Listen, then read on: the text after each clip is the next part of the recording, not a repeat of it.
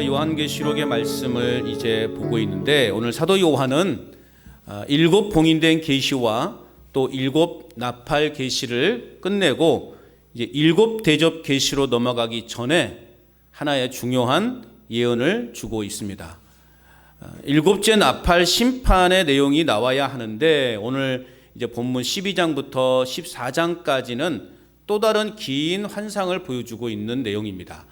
그래서 첨가된, 삽입된 그러한 내용이다라고 그렇게 우리가 볼 수 있습니다. 앞의 내용을 이제 이렇게 정리해주고 앞으로 일어날 일에 대해서 다시 또 예언해주는 그러한 내용이 담긴 곳이다라고 말할 수 있습니다. 그래서 12장부터 14장까지의 이 내용의 본문의 키워드는 뭐냐? 영적 전투라고 그렇게 말할 수 있습니다. 치열한, 여러분이 오늘 12장을 우리가 읽었지만 치열한 영적 전쟁이 벌어지고 있는 것을 우리는 볼 수 있습니다. 그러나 결과는 어떻게 되었을까요? 결과는 승리입니다. 오늘 우리는 이미 승리한 싸움을 싸우고 있는 거예요. 그러니까 여러분, 힘이 들어요? 안 들어요? 우리가 전쟁을 하다가 내 몸에 상처가 나고 피가 나도 기쁠 수 있는 것은 뭐예요? 이 전쟁은 이미 승리했기 때문에. 그래서 제가 주보 칼럼란에도 기록해 놓은 것처럼 결론은 무엇이다? 결론은 무엇이다? 축복이다 라고 그렇게 제가 칼럼에 제목해 놓았지 않았습니까? 결론은 뭐다? 축복이다. 우리는 이미 결론은 알고 있어요. 드라마나 영화 내용을 이제 미리 본 사람들, 영화를 미리 시사회나 또 먼저 영화관에서 개봉된 영화를 보고 온 사람이 이제 리뷰를 남기는데, 사람들의 막 관심을 갖고 있었던 그 영화였는데 어느 한 사람이 리뷰에다가 그 주인공은 이렇게 되더라, 결론을 말해버려요.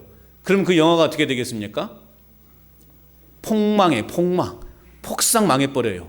왜? 사람들이 막 그 기대감과 그 긴장감들이 막 몰입되어서 봐야 되는데 결론을 이미 알아버리잖아요. 아, 그 주인공이 이렇게 되더라. 그럼 맥이 빠져버리는 거예요. 그래서 그 영화는 망하게 되는 거죠. 드라마도 그래요. 우리가 재방송을 보면 자꾸 아내가 저랑 같이 드라마를 안 보려고 그래요. 왜요?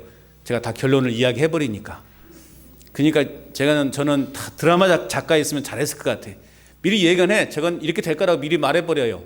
그러니까 보는 사람이 맥이 빠져버리는 거죠. 그래서 저하고 드라마를 잘 안 보려고 그래요. 그런 영화나 드라마의 내용은 결론을 미리 알아버리면, 근데 또 어떤 사람은 반대로 결론을 먼저 알고 보는 재미도 있다고는 그렇게 이야기해요. 그러나 대부분은 결론을 모르죠. 몰라야 재미가 있는 것 아니겠습니까? 우리 인생은 근데 결론을 안다 모른다?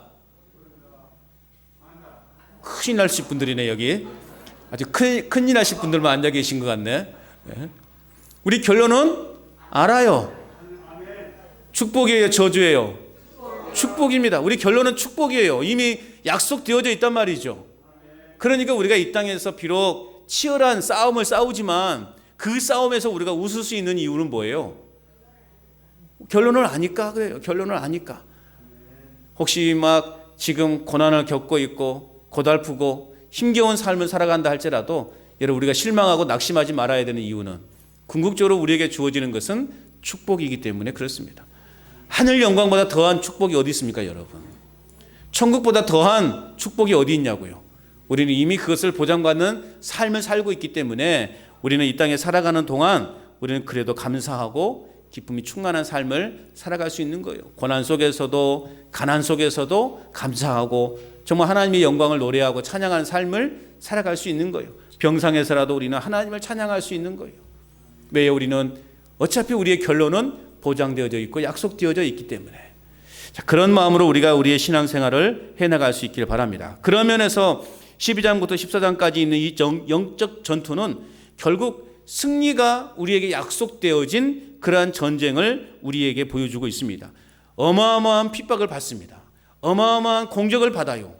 그럼에도 불구하고 우리 하나님께서 우리를 독수리 두 날개로 우리를 품어주는 것처럼 우리를 품어주시니 우리는 안전하다.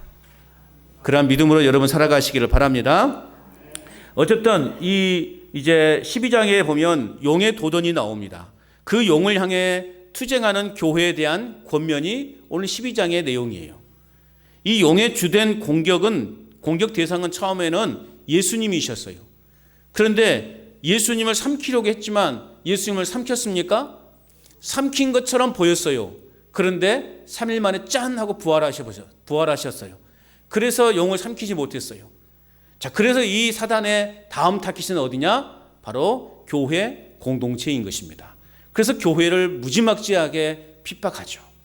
수년 동안 초대교회 때부터 교회는 엄청난 핍박을 견디면서 여기까지 온 것입니다. 그 핍박을 견딤이 있었기 때문에 오늘 우리가 그래도 평안하게 예배할 수 있고 하나님을 찬양할 수 있게 되는 것입니다.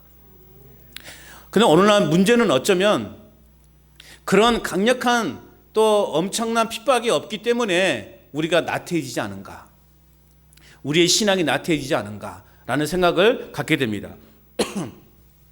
자, 그런 의미에서 오늘 1절 말씀 한번 같이 읽어보겠습니다. 1절 시작.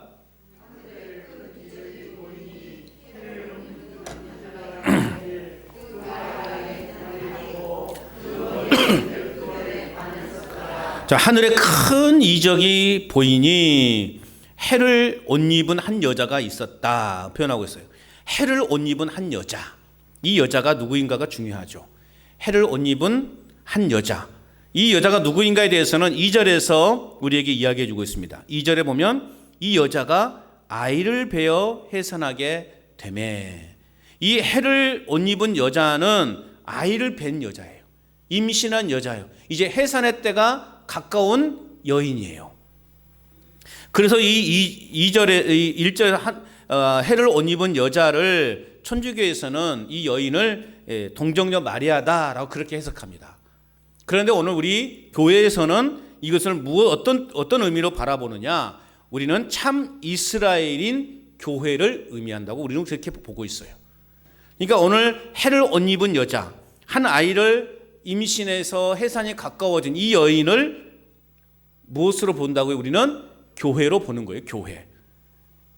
자, 해를 옷 입은 이 여자는 어떤 모습으로 있습니까? 달을 그 발밑에 밟고 12별이 박힌 면류관을 머리에 쓰고 있어요. 야, 상상을 해보시라고 여러분. 발을 내가 다 발밑에 밟고 있고 12별이 박힌 면류관을 머리에 탁 쓰고 있다고 생각해 보세요. 그래서 이제 많은 이단의 교주들이 막 화려한 왕관도 쓰고 막 그렇게 나오지 않습니까? 자, 이건 무엇을 말하는 것일까? 형언할 수 없는 영광스러움을 말해요. 형언할 수 없는 영광스러움. 달을 발로 밟고 있고 발을 다 한 발로 기대고 서 있고 12별이 박힌 면류관을 탁 쓰고 형언할 수 없는 사랑. 하나님의 그 형언할 수 없는 사랑, 하나님의 그 형언할 수 없는 그 영광스러움이 지금 누리고 있다라는 거죠. 교회는 바로 이처럼 하나님의 영광이 머무는 곳이라는 것입니다. 하나님의 교회는 하나님의 영광스러움, 말로 다 표현할 수 없는, 형언할 수 없는 하나님의 사랑과 하나님의 영광스러움이 머무는 곳, 그것이 바로 교회인 거예요. 그리고 그 영광을 비추어서 이제 어둠 가운데 있는 영혼들을 밝은 광명으로 인도하는 그 사명을 가지고 있는 것이 또한 교회라는 것입니다. 하나님의 그 형언할 수 없는 영광이 머무는 교회가 되기 위해서는 하나님께서 이 교회에게 주신 이 사명, 어둠 속에 방황하는 영혼들을 하나님의 광명한 빛 가운데로 인도해 드리는 이 사명을 잘 감당하는 교회 위에 하나님의 형언할 수 없는 영광이 임하게 된다는 거죠. 그런데 교회가 이 사명을 잃어버리면, 이 사명을 놓쳐버리면 교회가 어떻게 될까요? 하나님의 영광이 머물러요? 머무르지 않을까요? 머무르지 않아요. 하나님의 그 광명한 영광의 그 빛이 소멸되어 버려요. 그럼 어떻게 돼요? 교회가 캄캄해지는 거죠. 어두워지는 거예요. 어두우면 어떤 일이 벌어집니까? 긴장감이 있죠. 무슨 일이 벌어질지 몰라요. 서로 치고받고 다투는 그러한 교회로 전락할 수 있다라는 것입니다. 마찬가지예요. 오늘 우리는 한 사람 한 사람 하나님의 거룩한 성전이, 하나님의 형언할 수 없는 영광이, 하나님의 형언할 수 없는 그 사랑이 우리 속에 넘치고 있어야 되는 거예요. 그러면 그 영광이 우리 안에 머물기 위해서는 우리가 어떤 삶을 살아야 됩니까? 이 빛을 세상 속에 비추는 삶. 이 사명을 놓쳐버리면 우리 영혼이 어두워지는 거예요. 우리 영혼이 어두워지니 어찌 되겠습니까? 소경이 되어버렸어요. 그럼 어떻게 됩니까? 우리가 바른 길을 갈 수 있어요? 없어요? 이 길이 좋은 길인지 나쁜 길이 분간할 수 있어요? 없어요? 없는 거예요. 그러니까 영혼이 타락해 가는 것이죠. 하나님의 영광의 빛이, 형언할 수 없는 하나님의 이 영광이 우리 간전 제일교회 위에 늘 함께 하시기를 주의 이름으로 축원합니다. 여러분의 삶 속에 함께 하시기를 축복합니다. 이 사명을 우리는 놓치지 말아야 되는 것입니다. 형언할 수 없는 하나님의 영광이 언제나 머무는 그런 교회로 우리가 함께 힘써 만들어 가야 할 줄로 믿습니다. 자, 2절에서 이 여자가 아이를 베어 해산하게 되었다. 아파서 애를 쓰며 부르짖는다. 표현하고 있어요. 그렇다면 이 아이가 누구일까요? 이 아이가 누구인가는 5절에서 또 이야기해 주고 있죠. 5절 말씀을 함께 읽어보겠습니다. 5절 시작. 여자가 아들을 낳으니 이는 장차 철장으로 만국을 다스릴 남자라. 그 아이를 하나님 앞과 그 보좌 앞으로 올려가더라. 철장으로 만국을 다스릴 남자래요. 그러면 누구일까요? 여지없이, 의심할 여지없이 누구예요? 예수 그리스도이신 것이죠. 이 말씀은 시편 2편 9절의 말씀의 예언이 성취되는 거예요. 시편 2편 9절 말씀은 내가 철장으로 그들을 깨트리며 질그릇같이 부수리라 말씀하고 있어요. 이 시편 2편의 2편 9절의 말씀의 예언의 말씀이 성취되는 것입니다. 그러므로 아이를 뵌 여자는 재림하실 예수 그리스도를 품은 교회라 라고 그렇게 우리가 결론 내릴 수 있는 겁니다. 아이를 품고 있다고 해서 이 여인이 막달라 마리아다 그렇게 이야기한다는 것은 조금 성경을 잘못 이해하는 것이라고 말할 수 있어요. 어쨌든 이 여인은 결국 이 아이를 뵌 여자는 재림하실 예수 그리스도를 품은 교회라고 그렇게 보는 것이 더 타당하다라고 그렇게 말씀을 드릴 수 있습니다. 이런 내용들을 여러분이 좀 이해해야지 요한계시록을 여러분 잘 이해할 수 있어요. 도대체 여러분 요한계시록 여러분 봤던 분은 도대체 이 여자가 어떤 여자인가 궁금하지 않으셨나요? 궁금하셨다고 고개라도 끄덕하시면 안 읽었어도 몰라도 저는 그래도 아시는구나 궁금해 하셨구나 그렇게 해서 힘을 내지 않겠어요? 여러분 이 여자가 아이를 뵌 여자가 누군지 궁금하지 않으셨어요? 네, 궁금했다고 그렇게 하셔야지. 자, 그래서 이 여자가 바로 재림하실 예수 그리스도를 품은 교회다. 그래서 이 사탄이 이 여자를 어떻게 대하는가 이제 쭉 나오는 거예요. 그건 결국 사탄이 어느 날 교회를 얼마나 핍박하는가를 알 수 있게 되는 것이죠. 해산의 고통을 모르는 사람은 없을 거예요. 물론 남자들은 모르겠죠. 해산의 고통이 얼마나 심한지. 생명을 낳기까지는 어쨌든 산고의 고통을 겪어야만 하는 거예요. 이는 곧 교회가 주님의 살아계심을 나타내려다 보면 무엇이 수반되어야 되는가요? 고통과 수고가 반드시 뒤따르게 되어 있다는 것입니다. 생명을 낳게 하기 위해서는 교회가 살아계심, 주님의 그 살아계심을 드러내려다 보면 여러 고통과 수고가 뒤따라야 된다는 거죠. 생명력이 넘치는 교회는 또한 반드시 이 피 흘림의 고통과 연단의 과정이 있어야 되는 것입니다. 사도 바울이 영광스러운 존재가 되었던 것은 뭘까? 사도 바울이 그렇게 칭찬받고 그렇게 후대에 존경하는 그러한 인물로 또 성경에 아주 굉장히 중요한 인물로 이렇게 등장할 수 있었던 이유는 무엇일까? 사도 바울은 늘 자신이 해산의 수고를 감당했기 때문에 그렇습니다.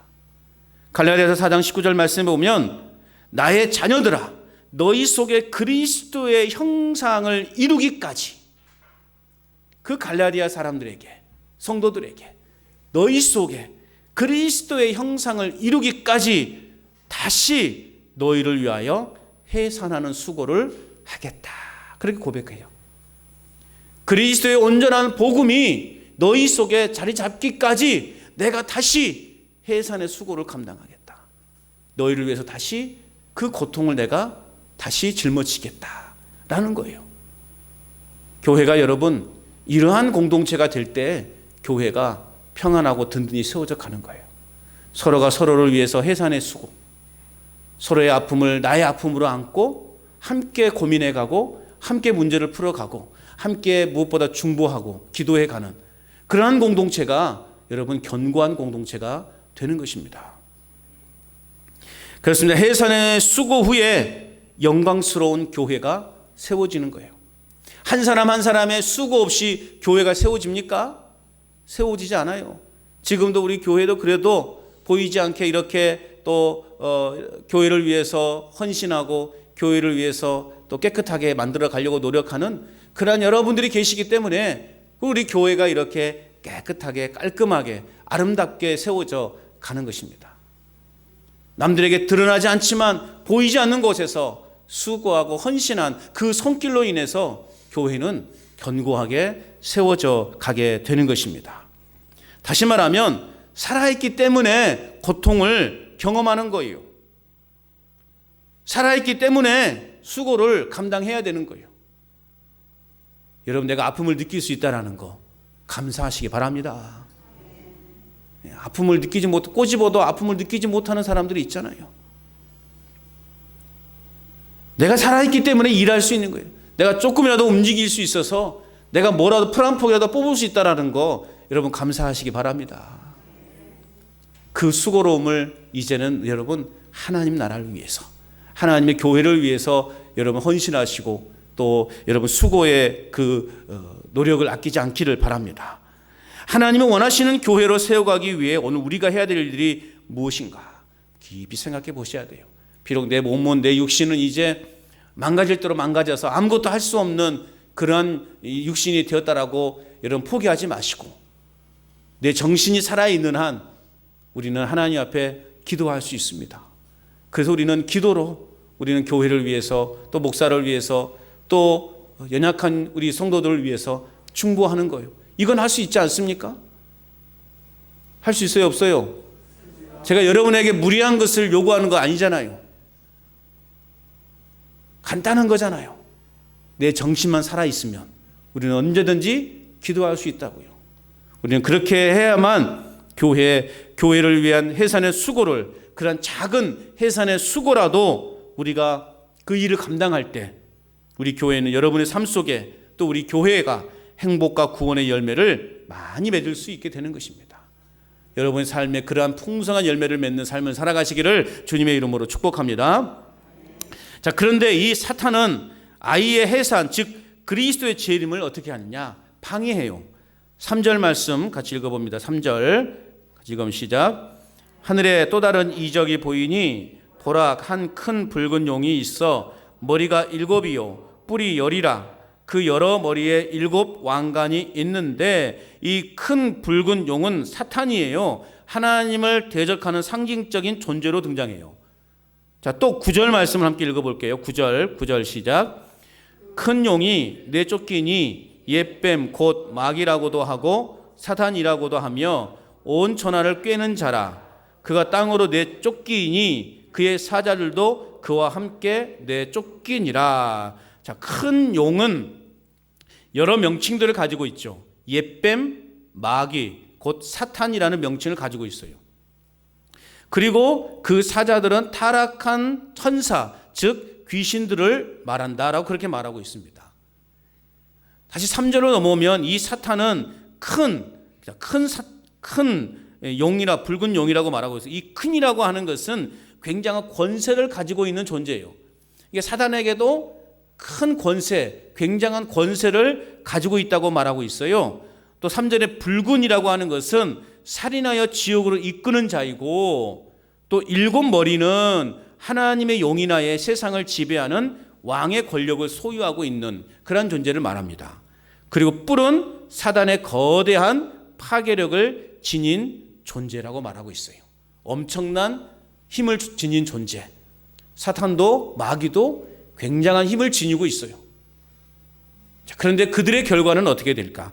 조금 뒤에 다시 살펴보겠습니다. 자, 그렇다면 이런 큰 권세를 가진, 능력을 가진 이 사단이 하려는 일이 무엇일까? 4절이에요. 4절 읽어봅니다. 시작. 그 꼬리가 하늘의 별 3분의 1을 끌어다가 땅에 던진더라. 용이 해산하려는 여자 앞에서 그가 해산하면 그 아이를 삼키고자 하더니, 이게 요한계시록은 다 상징적인 표현이라고 말하고 있어요. 그래서 이 상징의 의미를 잘 우리가 이해해야 요한계시록을 제대로 이해할 수 있어요. 무리한 해석이 아니라 그냥 문자 그대로 우리가 크게 그 틀에서 벗어나지 않게 우리는 지금 이 요한계시록을 풀어가고 있습니다. 어쨌든 이 용이 꼬리로 하늘의 별 3분의 1을 끌어다가 땅에 던져요. 오늘 그렇게 말하고 있죠. 사단이 하는 역할은. 그래서 이 용이 별들의 질서로 상징되는 하나님의 질서와 통치를 대적하는 존재로 지금 등장하고 있어요.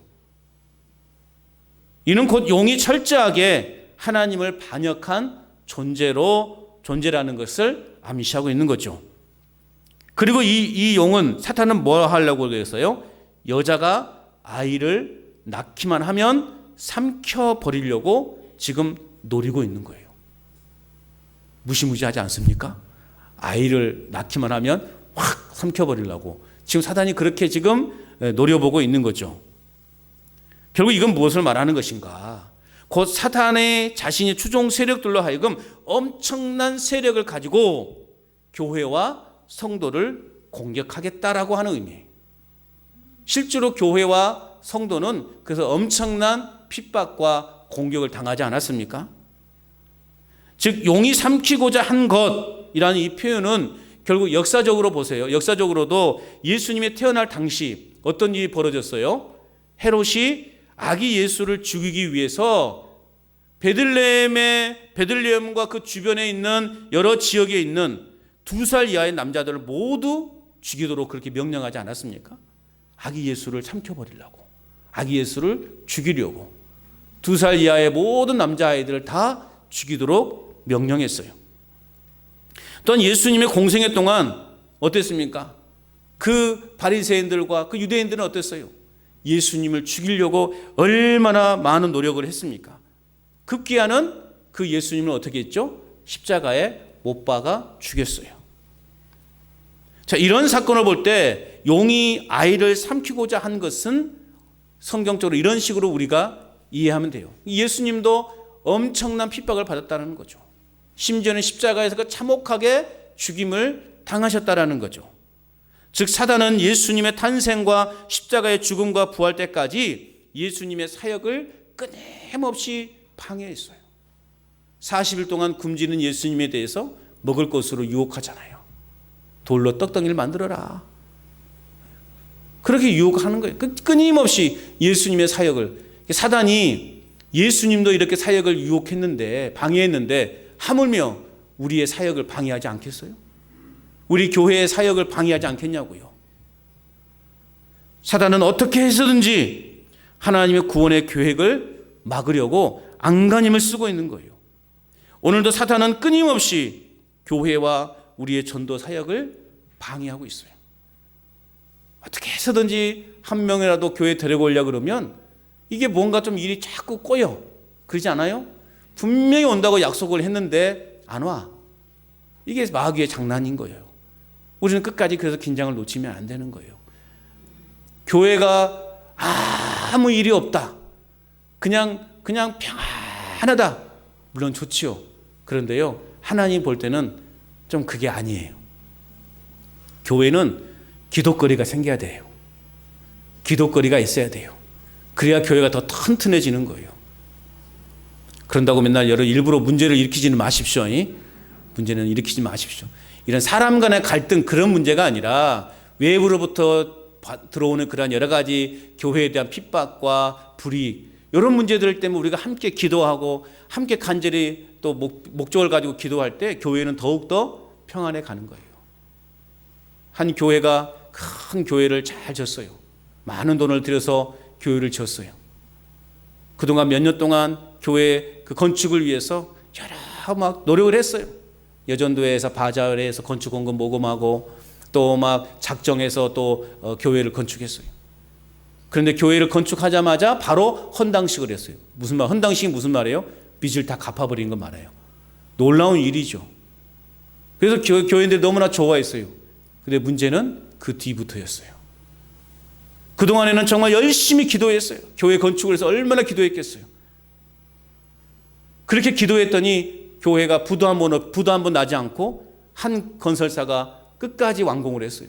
그런 일이 보통 없거든요. 큰 교회들 짓는 거 보면 꼭 한 번씩 중간에 건설사가 부도가 나가지고 막 그런 일들이 벌어지고 있어요. 그 사람들은 다 성도들은 좋아했죠. 그런데 2, 3년 후에 교회가 난리가 났어요. 목사가 성도들을 고발하고 성도들이 목사를 고발하고 세상 법정에까지 나아가는 이런 참담한 일까지 벌어졌어요. 교회가 어떻게 됐겠어요? 두 조각 나는 것이죠. 평안해지니까, 기독거리가 없어지니까 교회가요 이런 갈등들이 일어나게 된다는 거예요. 그래서 저는 늘 말해요. 적당한 긴장감은 오히려 우리를 건강하게 한다. 우리 인생도 마찬가지예요. 적당한 긴장감을 가지고 하나님 앞에 늘 간구하며 기도해야지 우리의 신앙이요 견고해지더라고요. 그냥 평안하다, 만사 형통이다, 그게 좋은 것만은 결국 영적으로는, 육적으로는 좋을 수 있지만 영적으로는 그렇게 우리에게 큰 도움을 주지 못하더라라는 생각을 갖게 되는 거예요. 그럼 우리는 사탄의 교묘한 수책에 넘어가지 않도록 우리는 늘 하나님의 임재 앞에서 말씀과 기도로 이기는 저와 여러분이 될 수 있기를 주님의 이름으로 축복합니다. 자, 6절 말씀 읽어보겠습니다. 6절 시작. 그 여자가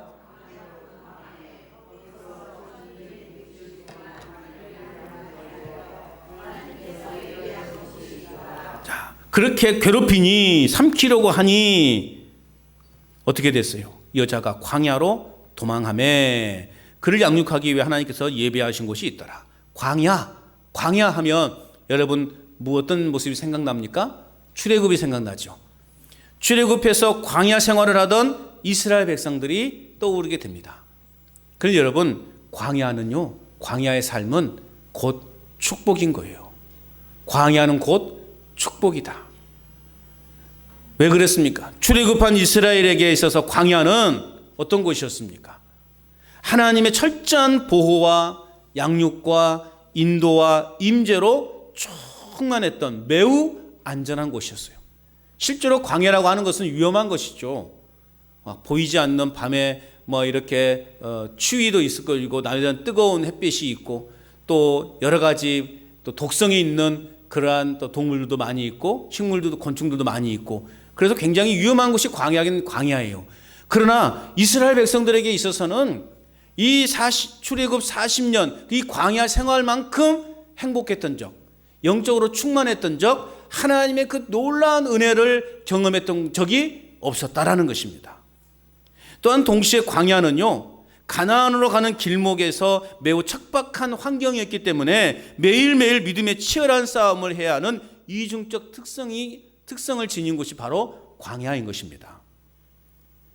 또한 광야는 이스라엘 백성들이 애굽을 나와서 영원한 그 가나안을 향해 가던 중에 잠시 머물렀던 곳, 그것이 바로 광야인 거예요. 오늘 저와 여러분도 마찬가지예요. 하나님의 나라에 이르기 전에 잠시 광야의 삶을 걷고 있는 것이다 라고 그렇게 생각하시면 돼요. 광야의 삶이 늘 주의 평강만 있는 것 아니잖아요. 어려움도 있고 전쟁도 있었고요. 또 범죄함으로 인해서 많은 사람들이 죽임을 당하기도 하고 그것이 바로 광야의 삶이었어요. 우리 인생도 마찬가지인 거예요. 우리에게 때로는 어려움도 있고 죽을 것 같은 그런 위기도 경험하는 곳이 바로 우리 인생의 이 광야의 여정인 거예요. 그러나 하나님은 이스라엘 백성들을 어떻게 인도하셨습니까? 낮에는 밤에는 불기둥으로 낮에는 구름기둥으로 광야의 삶에서 이 이스라엘 백성들을 보호하시고 인도하시면서 또 철저하게 훈련시키셨습니다. 오늘 저와 여러분도 역시 광야와 같은 삶 가운데 있을 수 있습니다. 광야와 같은 막막한 현실 앞에 서 있다 할지라도 앞으로 우리가 가야 하는 길이 광야와 같은 길이라 할지라도 여러분 우리가 낙심하지 말아야 될 것은 우리가 두려워하지 말아야 될 것은 우리가 포기하지 말아야 될 것은 오늘 6절 하반절에 보니까 하나님께서 그 여자가 광야로 도망가는데 어떻게 하셨어요? 하나님께서 예비하신 곳이 있더라. 할렐루야. 비록 우리의 인생이 광야 같은 인생을 걷고 있다 할지라도, 또 광야 같은 인생을 만난다 할지라도 우리가 낙심하고 절망하고 두려워하고 포기하지 말아야 될 이유는 뭐냐? 하나님께서 예비하신 곳이 있더라. 나의 길 오직 그가 아시나니 나를 단련하신 후에 내가 정금같이 나오리라. 할렐루야. 나의 길을 오직 주님만이 아셔요. 그 길이 가시바가 같은 인생일 수도 있고 돌짝바가 같은 인생일 수도 있고 아스팔트와 같은 길일 수도 있어요. 그러나 여하튼 하나님은 나의 모든 환경 속에서 나를 단련하신 후에 정금같이 우리를 사용하신다는 것입니다. 여러분, 낙심하지 마시고 포기하지 마십시오. 우리 하나님은 이 여인을 광야에서 1260일 동안 보호해 주시겠다 말씀하고 있어요. 날짜를 정한 것은 뭐예요? 그 고난이 영원하지 않다라는 거예요. 광야의 삶이 영원하지 않다라는 거예요. 정해져 있다라는 거예요.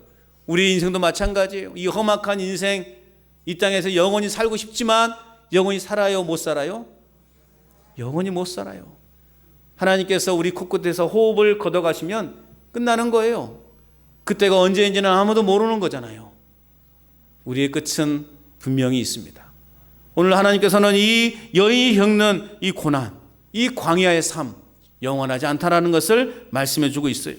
비록 해산하는 것 같은 고통이 있을지라도 그래서 우리는 결코 하나님을 의심하거나 불평하지 않아야 되는 것입니다. 왜요? 우리를 끝까지 보호하시고 인도하시고 훈련시키시는 신실하신 하나님의 은혜를 우리는 이 땅에서 누릴 수 있기 때문에 여러분, 인내하시면서 이렇게 역사하시는, 인도하시는 하나님의 은혜를 누리시기를 바랍니다. 자, 이제 장면이 어디로 옮겨지느냐? 하늘로 옮겨집니다. 하늘로 옮겨지면서 하늘 전쟁의 모습을 오늘 우리에게 보여주어요. 7절 말씀 같이 읽어보겠습니다. 시작. 하늘에 전쟁이 있으니 미카엘과 그의 사자들이 용과 더불어 싸울세 용과 그의 사자들도 싸우나. 싸움이 벌어졌어요. 하늘 전쟁이 벌어졌어요. 그 전쟁의 결과가 어떻게 되었습니까? 8절입니다. 시작. 이기지 못하여 다시 하늘에서 그들이 있을 곳을 얻지 못한지라. 하늘 전쟁에서 사탄이 그리스도에게 패하기 전에 이미 먼저 미가엘과 천사들에게 패하는 모습을 보여주고 있어요. 이미 천사는 하늘에서부터 이미 패했어요. 졌어요. 그러니까 원래 사탄은 주님과 싸움의 파트너가 될 수 없는 존재라는 것을 분명하게 보여주고 있는 거죠. 사탄이 40일 동안 굶주린 예수님을 막 유혹했잖아요. 세 가지 유혹으로 막 유혹했잖아요. 유혹만 했을 뿐이에요. 예수님과 한번 맞짱을 뜨려고 했는데 맞짱 뜰 대상이 돼요? 안 돼요? 안 돼요. 왜요? 이미 사탄은 하늘에서부터 이미 패했기 때문에 예수님과 싸움이 되지 않은 거예요. 하늘의 천사들에게도 패배한 존재가 바로 사탄인 것입니다. 그렇다면 더더욱 예수님과는 싸움의 상대가 될 수 없는 존재라는 것입니다. 그래서 우리가 아까 9절 말씀을 보았죠. 9절에서 어떻게 되었어요? 9절 말씀을 읽어보았던 것처럼 사탄은 하늘로부터 내어 쫓긴 신세가 된 것입니다. 그 분풀이를 어디에 하고 있습니까? 교회에 하고 있는 거예요. 성도들에게 하고 있는 거예요. 지금 우리를 괴롭히는, 유혹하는, 우리를 넘어뜨리는 사탄의 이 존재는 우리에게 분풀이하고 있는 거예요. 이게 우스운 거죠. 그렇지 않습니까, 여러분? 어디에서 빰 맞고 어디에서 분풀이해요? 지금 그런 꼴이라는 거예요. 우스운 존재가 바로 사탄이라는 거죠. 사탄의 존재라는 거예요. 그리고 우리가 이 마귀의 존재, 사탄의 존재에 대해서 너무 무섭게 거부감 있게 대할 필요가 없어요. 이미 그것들은 하늘에서 이미 패했다니까요. 그러니까 우리하고는 싸움의 대상이 되지 않아요. 왜요? 우리 안에는 누가 계십니까? 예수의 이름, 예수님의 능력이 있잖아요. 그러니까 아예 우리가 싸움 대상이 안 되는 거예요. 사단의 종로를 하지 마시라고요. 사단이 교회를 향해 으르렁거릴 수 있지만 저와 여러분들을 궁극적으로 해칠 수 없는 존재라는 사실을 믿으시기 바랍니다. 사단은 아무것도 아닌 거예요. 이미 10절 말씀 또 읽어봅니다. 시작. 내가 또 들으니 하늘에 큰 음성이 있어 이르되 이제 우리 하나님의 구원과 능력과 나라와 또 그의 그리스도의 권세가 나타났으니 우리 형제들을 참소하던 자 곧 우리 하나님 앞에서 밤낮 참소하던 자가 쫓겨나고, 보세요, 하나님 앞 밤낮 참소하던 자가 어떻게 됐다고요? 쫓겨났어요. 여러분, 사탄의 속성은 뭐냐? 오늘 말씀에 있는 것처럼요, 꾀하는 자예요. 꾀하는 자, 즉 거짓의 아비라는 것이에요. 사탄의 속성은 거짓말하는 거예요. 거짓말로 사람들을 속이는 거예요. 그리고 참소하는 자다, 그렇게 말하고 있어요. 참소하는 자가 어떤 자예요? 남을 헐뜯어서 죄가 있는 것처럼 꾸미는 자, 그러한 자가 참소하는 자예요. 막 사람을 이렇게 헐뜯고 사람을 또 이렇게 세워서 마치 죄인처럼 만들어버리는 그 대표적인 사람이 누구일까요? 아합 왕의 아내 이세벨이죠. 아합이 나봇의 포도원이 너무나 좋았어요. 그래서 그 포도원을 내가 큰 돈을 줄 테니 나한테 팔아라. 그러니까 나봇이 조상 때부터 물려받은 이 땅은 함부로 내가 팔 수 있고 살 수 있는 곳이 아닙니다라고 거절해요. 왕의 명령도 거절했어요. 그러니까 이 아합 왕이 어떻게 됐어요? 삐져버렸어요. 삐져가지고 밥도 안 먹고 그렇게 쪼잔하게 말이죠. 그거 있는 모습을 그 아내 이세벨이 보고요, 어떻게 했습니까? 그 땅에, 나봇이 살고 있는 땅에 왕의 명령이 적힌 편지를 보냈어요. 거짓말이죠. 편지를 보냈어요. 어떻게 세웠냐? 그 지역의 고관들과 장로들에게 편지를 보냈어요. 두 사람을 세워라. 두 사람을 세워서 저 나봇이 하나님을 원망하고 왕을 이렇게 비난했다고 거짓 증언하게 하라. 그래서 진짜 두 명에 세워서 이 나봇을 거짓 증언했어요. 하게 했어요. 그래서 결국 이 나봇이 어떻게 되었습니까? 돌에 맞아 죽었어요. 그리고 그 포도원을 이 아합 왕에게, 삐져있는 왕에게 애따 이거 먹어라. 그리고 준 거예요. 이게 참소하는 자예요. 참소하는 자. 이세벨이에요. 여러분, 우리는 남을 세워주는 말을 해야 됩니다. 남을 비방하고 남을 깎아내리는 말보다 남을 세워주는 말을 해야 돼요. 그리고 믿음의 방해가 되는 말을 하거나 말을 지어내거나 나쁜 말을 전달하는 이런 모습은 없어야 됩니다. 우리 믿음의 사람들은 특별히 요거 조심해요. 요거 조심. 예? 뭐 조심하라고요? 입 조심해야 돼요. 좀 더 강하게 말하면 주둥이를 좀 잘 다스릴 수 있어야 돼요.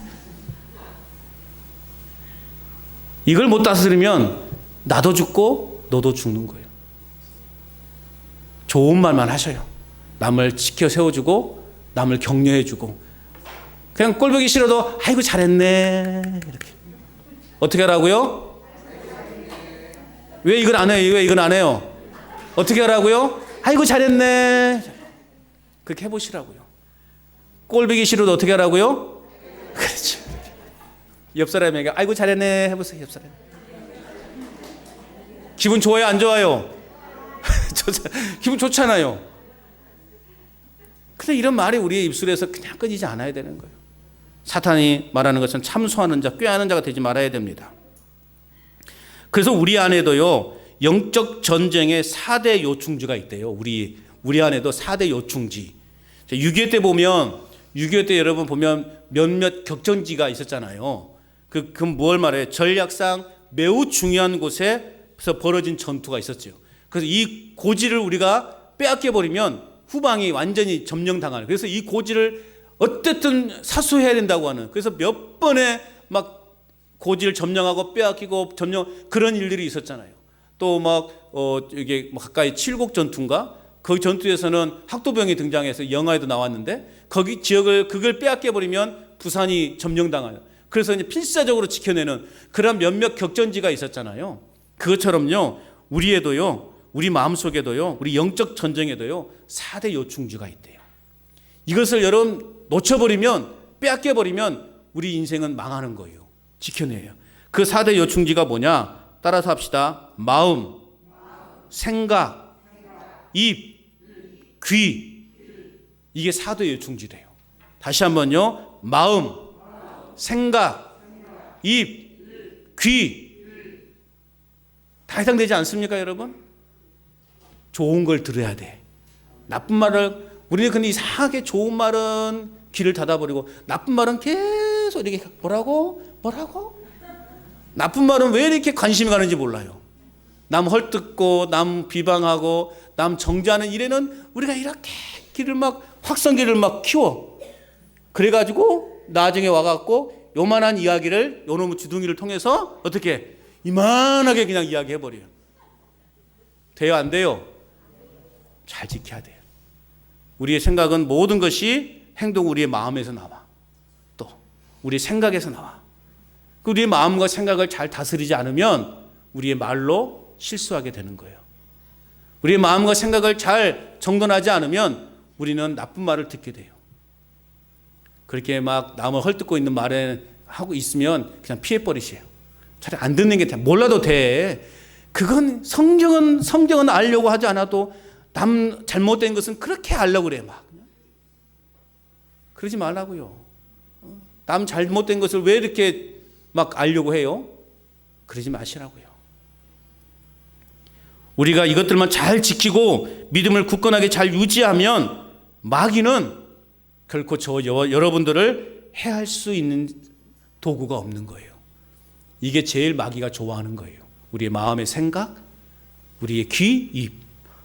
마귀가 좋아하는 것들이라고요. 우리의 생각과 마음이 사탄의 유혹에 빠지지 않도록 정신을 바짝 차리시길 바랍니다. 왜 아멘을 크게 안 하십니까? 정신을 바짝 차리시길 바랍니다. 사탄의 육신의 질병이나 경제적 어려움을 주 무기로 삼지 않아요. 우리가 몸 아픈 것, 우리가 육신으로 가난한 것, 이것이 사탄의 무기가 아니에요. 사탄은 우리 마음속에 늘 이야기합니다. 네가 이러고도 예수 믿는 사람이라 할 수 있냐? 야, 저 옆집에 안 좋은 일이 있다더라. 가서 들어봐라.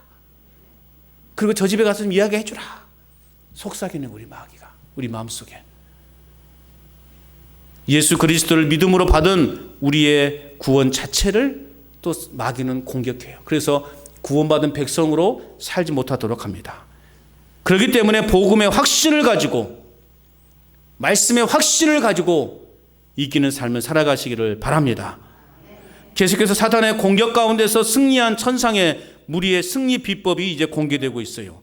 이것은 교회를 향해 동일한 이제 응전터세를 갖출 것을 간접적으로 촉구하고 있는데요. 우리가 그러면 마귀의 이 공격, 사탄의 공격에서 승리할 수 있는 비결은 뭐냐? 11절, 12절 같이 읽어봅니다. 시작. 또 우리 형제들이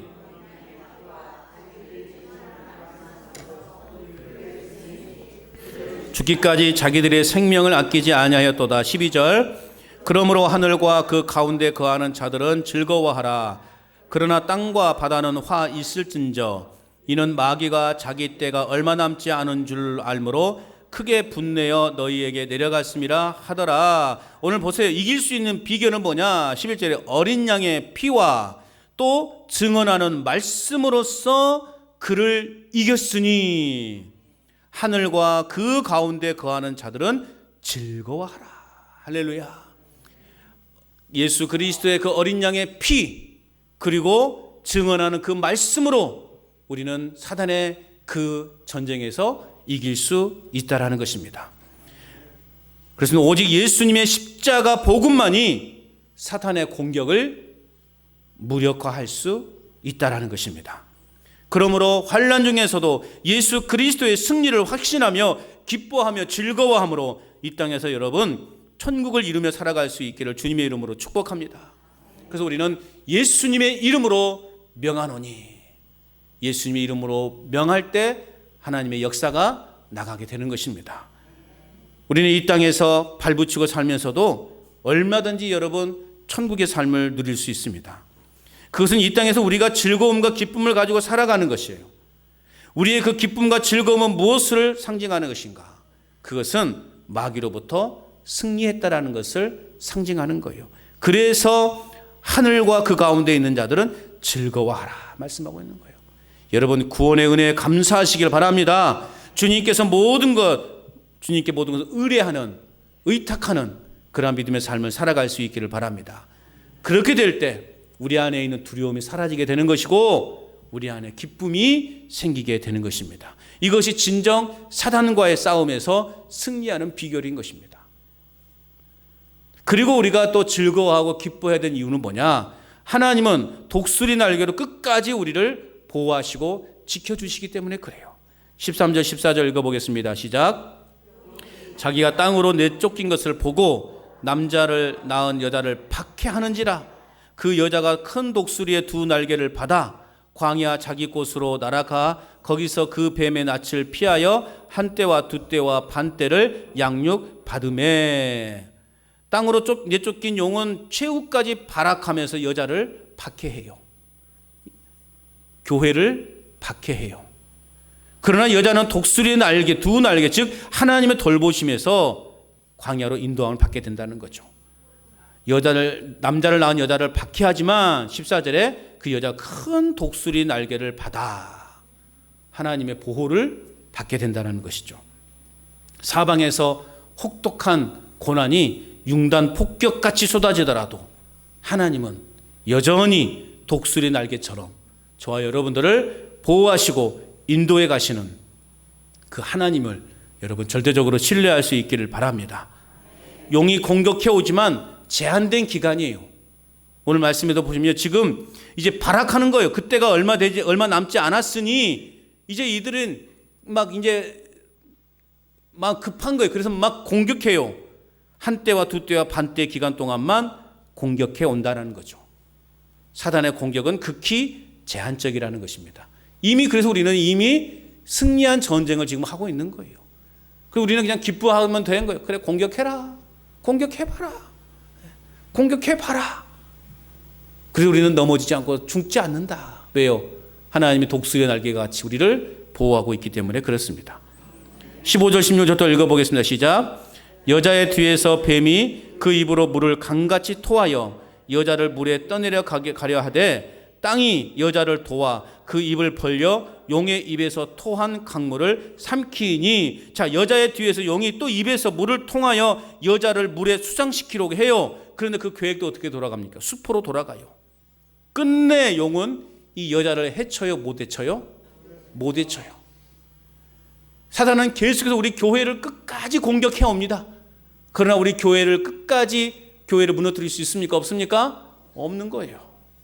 사단은 우는 사자처럼 끊임없이 삼킬 자를 찾지만 말씀 위에 서고 믿음의 반석 위에 견고히 서 있는 자는 결코 삼킬 수 없다라는 것을 우리에게 말씀해 주고 있습니다. 왜요? 사탄은 한계가 있는 존재이기 때문에 그래요. 사단은 비록 능력이 있고 또 권능이 있지만 한계에 있어요. 영원하지 않다라는 것이죠. 그러므로 어떤 위협도 사탄은 우리를 그리고 우리 교회를 무너뜨릴 수 없다라는 이 믿음 속에 우리는 살아가야 돼요. 이러한 승리를 경험한 저희들은 이제 하나님의 믿음의 선한 싸움을 하는 영적 군사로 하나님 우리에게 부르셔요. 17절 말씀 같이 읽어봅니다. 시작. 용이 여자에게 분노하여 돌아가서 그 여자의 남은 자손 곧 하나님의 계명을 지키며 예수의 증거를 가진 자들과 더불어 싸우려고 바다 모래 위에 서 있더라. 자, 이제 마지막 공격 대상으로 여자의 남은 자손 곧 하나님의 계명과 예수의 증거를 가진 자들을 향하여 공격을 감행하게 된다라는 것입니다. 여러분, 하나님을 믿는 우리 자신들과 교회의 사명은 결국 하나님의 계명을 지키는 것입니다. 그리고 예수 그리스도의 증거를 붙들고 아직 끝나지 않는 이 믿음의 선한 싸움을 위해 부름을 받았다라고 하는 이 사실을 잊지 말아야 할 것입니다. 이 싸움을 견디는 자가 결국 영원한 안식에 나아갈 수 있게 되는 것입니다. 이 믿음의 선한 싸움을 싸우다 보면 때로 우리에게 손해가 있을 수도 있어요. 또한 소중한 것을 잃어버릴 수도 있어요. 그러나 결코 내 삶이 패하는 삶이 아니라는 사실을 믿고 이미 승리하신 예수 그리스도의 능력을 힘입어 담대히 나간다면 오늘 우리에게는 영원한 그 영광, 형언할 수 없는 하나님의 그 영광이 우리의 삶 가운데 머물게 될 줄로 믿습니다. 사랑하는 여러분, 오늘 믿음 안에서 살아가는 우리 교회와 우리는 사단의 싸움을 피할 수 없습니다. 싸움을 피할 수는 없어요. 그러나 승리는 우리의 것이라는 사실을 믿으시기 바랍니다. 승리는 내 것일세, 승리는 내 것일세. 할렐루야. 승리는 우리 것이에요. 예수 그리스도의 보혈의 능력과 선포된 말씀으로 우리가 승리할 수 있다는 사실을 믿고 우리의 삶이 어떻게 되겠어요? 기쁨과 즐거움으로 살아가는 복된 한 주간의 삶을 보낼 수 있기를 주님의 이름으로 축원합니다.